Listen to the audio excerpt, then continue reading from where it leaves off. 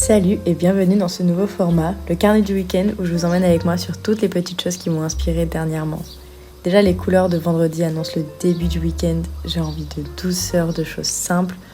En ce moment, mon appartement manque cruellement de verre et une vente de plantes a lieu à 2 pas de chez moi, donc j'en profite. Ma plante n'a malheureusement pas résisté à un été sans moi et aujourd'hui je suis là, j'ai envie de renouveau et d'avoir un petit être à m'occuper. Alors à défaut d'un chat, j'en choisis une sans trop savoir pourquoi. Je crois que j'avais besoin de couleurs. Celle-ci est un peu rose et j'ai l'impression qu'elle était faite pour moi. Puis je reprends ma lecture du moment, c'est Lolita. C'est étrange, mais parfois la beauté du texte me dérange un peu. Je pense que si vous l'avez lu, vous voyez de quoi je veux parler. J'ai l'impression que c'est trop vrai, que c'est trop bien écrit. J'ai presque la sensation que j'assiste à un crime. Qu'en plus de ça, je le cautionne, ça me met très mal à l'aise.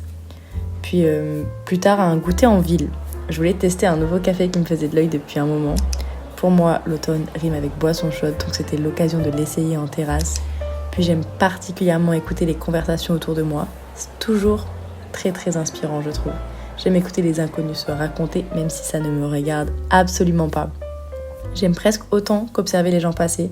J'adore inventer des histoires à leurs manteaux et leurs chaussures. Puis en fin d'après-midi, le monde a changé de couleur pour laisser tout le doré du soleil nous recouvrir. On est plusieurs à en profiter au parc, juste avant d'aller le retrouver à la gare. J'aime le moment suspendu entre les valises et les bras, les gens qui se retrouvent, ceux qui se disent au revoir. C'est toujours très joli de voir un bouquet de fleurs sur les quais de la gare. Puis samedi, on souffle des bougies, on échange des cadeaux, on rit fort. Les jeux de société deviennent un prétexte à rigoler, ou dans notre cas à s'engueuler. On se chuchote des secrets, les gâteaux sont un peu écrasés, mais on n'en perd pas une miette. Puis l'après-midi laisse doucement place au soir, on se prépare ensemble. J'aime ces minutes avant la fête où on chante déjà la soirée qui n'a pas encore commencé. Je crois que je l'aime encore plus que la fête elle-même en fait. Bon, on lasse et lassé, on finit les derniers préparatifs, puis la ville devient un terrain de jeu.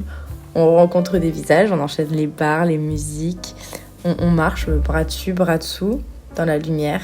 On est un peu vivant, très fatigué, on s'aime très fort et on finit par rentrer juste avant le soleil pour ne surtout pas le croiser à son réveil.